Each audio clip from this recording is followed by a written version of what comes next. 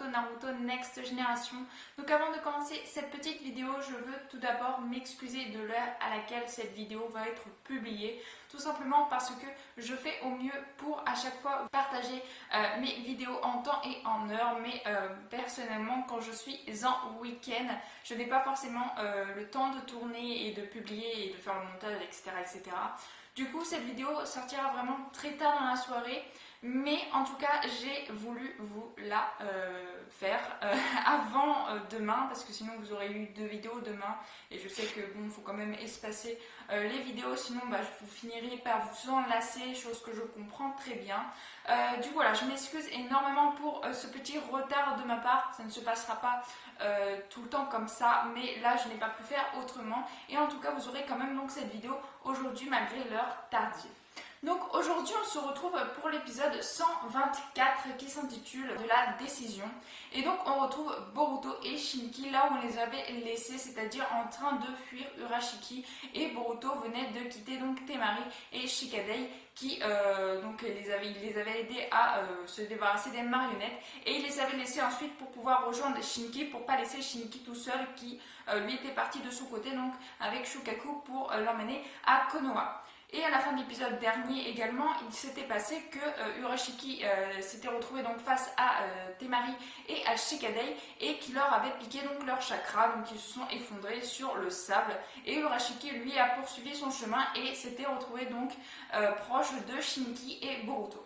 Et donc au début de ce nouvel épisode, on retrouve bien évidemment Urashiki devant Shinki et Boruto qui eux donc sont contraints de devoir le combattre. Et ce qui se passe donc c'est que Shinki dit à Boruto qu'il a une stratégie et qu'il faut que Boruto essaye de gagner du temps pour que Shinki puisse essayer de le sceller. Et c'est là que l'on voit apparaître, donc Boruto essaye d'attaquer Urashiki pour faire gagner du temps donc à Shinki, qui lui élabore sa stratégie qui n'est autre que de sortir sa marionnette.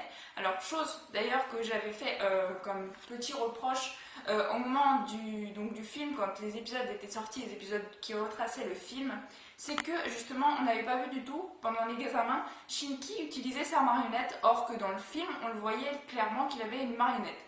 Et donc là, on le voit l'utiliser, donc j'étais vraiment très contente. Ils ont remis sa marionnette, ils l'ont pas oublié quoi.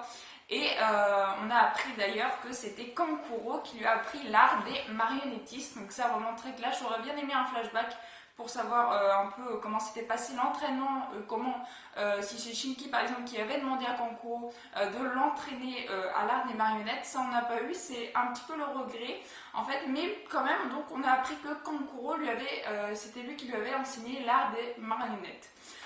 Donc Shinki arrive à sceller, si l'on veut, donc Urashiki, et Boruto et lui-même peuvent s'enfuir donc pour s'éloigner, pour retourner bien sûr à Konoha pour continuer la mission. Au moment de leur fuite, Shinki utilise son 3e œil. En fait, il crée un 3e œil avec sa lime-œil de fer. Ça fait énormément penser à la technique de Gaara quand il s'enfermait dans sa coquille au tout début de Naruto Shippuden, son combat contre Deidara. Il s'enfermait dans sa coquille de sable et il utilisait un œil externe, un 3e œil, où il pouvait voir ce qui se passait à l'extérieur donc de cette coquille.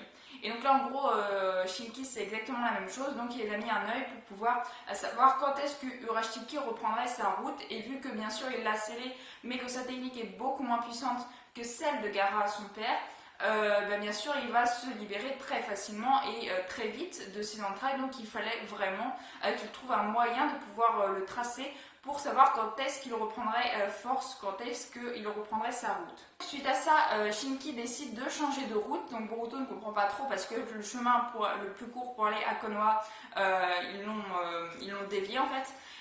Et Shinki remarque donc juste après ça juste après qu'ils aient changé de chemin, vraiment juste après quoi, que Urashiki, ça y est, il s'était débarrassé du sceau de Shinki, donc il a vraiment pas tenu longtemps. Et donc Shinki se découvre qu'il a eu totalement raison de changer de chemin parce que Urashiki avance donc sur justement ce fameux chemin le plus court pour arriver à Konoha. Donc Shinki dit que ça y est, ils ont réussi plus ou moins à le semer, mais pour combien de temps ça ils ne le savent pas encore. Et donc Boruto pronostique qu'il faut qu'ils appellent donc Konoha pour les prévenir que Urashiki serait en train d'arriver à Konoha et pour les prévenir également que eux ils arrivent avec Shukaku.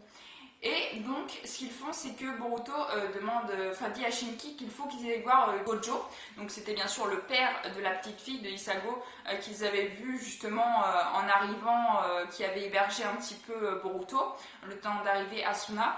Et donc, Shinki acquiesce et ils vont donc sur le chemin qui les conduit à la maison. Avant donc d'aller chez Genzo, pendant le chemin qui les conduit, eh bien, Shinki, qui a utilisé énormément de chakras pour d'une sceller l'espace d'un petit temps Urashiki, également pour faire ses yeux pour pouvoir le pister, eh bien il s'écroule, manque de force, bien sûr il se relève tout de suite, Shinki a sa propre fierté, il veut à tout prix réussir la mission, et Boruto le prend sous son aile, il le prend donc sous son bras pour pouvoir l'aider à marcher, et il lui dit qu'il s'excuse de l'avoir traité de robot, et qu'il le remercie donc pour tout ce qu'il a fait. Il a pu donc dévier le chemin de Urashiki, c'est également grâce à Shinki, donc Boruto s'excuse pour ça, et donc ils arrivent à la maison de Gojo, qui s'aperçoivent qu'elle est totalement en ruine.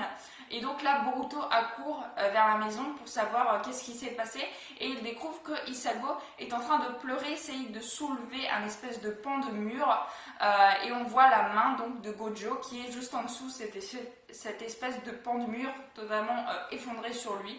Et donc Boruto et Hisago essayent de toute leur force de soulever ce pan de mur, et il y a Shinki qui lui n'a qu'un mot à la bouche, c'est de dire qu'est-ce qui s'est passé, qui vous a attaqué, par où il est parti, enfin bref, il veut les informations et il n'a pas du tout envie d'aider Boruto et Hisago à sortir le père donc de dessous des décombres. Et donc Boruto s'énerve, il va voir Shinki et lui dit qu'il y a peut-être encore de l'espoir, qu'il faut le sauver, qu'on cherchera les informations juste après, quoi. C'est normal de sauver les gens au lieu de poser des questions qui ne pourront rester sans réponse du moment qu'il y a une vie en jeu, tout simplement. Et donc Shinki se décide avec ses bras en limaille de fer à soulever le mur, elle le soulève très facilement, et bien sûr Gojo était encore en vie, et donc ils ont pansé ses blessures, et ensuite ils sont partis demander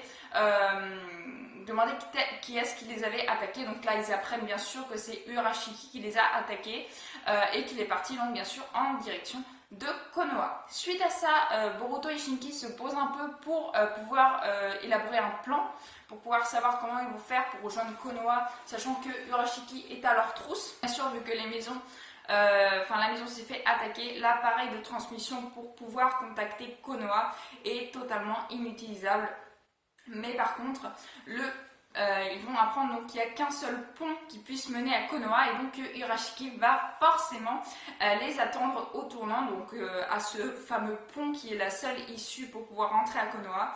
Et Gojo, lui, leur révèle qu'il y a une autre passerelle pour pouvoir atteindre Konoha, qui n'est connue que des gens des environs, sachant qu'ils sont un peu tout seuls dans leur campagne. Je ne sais pas de quels gens ils parlent, mais bref. Donc en gros, il y aurait un passage pour aller à Konoha qui ne serait pas donc un passage que tout le monde emprunte, et qui serait connu que de certaines personnes. Et donc il va leur dire bien sûr quel est ce fameux passage, et c'est Boruto qui là va choisir une stratégie pour pouvoir essayer de bluffer Urashiki. Et donc ce qu'il va faire, c'est qu'il va prendre une espèce de marmite donc chez Gojo, et qu'il va la prendre sous son aile et faire une métamorphose grâce à son clonage de Shinki. Donc il va se faire passer Boruto pour lui et Shinki, qui vont justement à Konoha par ce fameux pont qui les emmène, et Shinki lui avec le vrai Shukaku va pouvoir se rendre à Konoha par le chemin donc qui n'est pas connu de tous, donc qui serait moins susceptible d'être prisé par Urashiki. Et ce qui va se passer, c'est que donc Boruto va devoir gagner du temps, combattre Urashiki au péril de sa vie, donc s'il le faut, pour permettre à Shinki de réussir la mission et d'amener Shukaku à Konoha. Et à la fin de l'épisode, on retrouve Sasuke.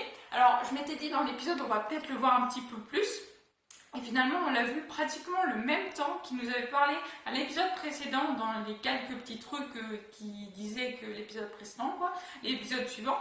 Et en fait, on voit donc Sasuke dans une autre dimension, qui se rend compte que son chakra se régénère et qu'il va donc pouvoir bientôt retourner donc à Suna pour pouvoir aider peut-être donc Boruto dans son fameux combat contre Urashiki. Donc voilà, mais on verra ça à l'épisode prochain. Donc vraiment encore un superbe épisode. Personnellement, j'ai beaucoup aimé cet épisode également. Franchement, les épisodes là sont très intéressants, ça fait plaisir malgré bien sûr les énormes épisodes qu'on a eu pratiquement de hors série et qui n'ont pas servi à grand chose. Donc voilà, très contente de ces nouveaux épisodes, hâte d'être à la semaine prochaine.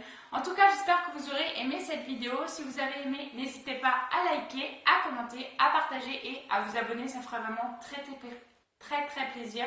Je vous souhaite une excellente fin de journée, portez-vous bien et moi je vous dis à la prochaine. Ciao ciao.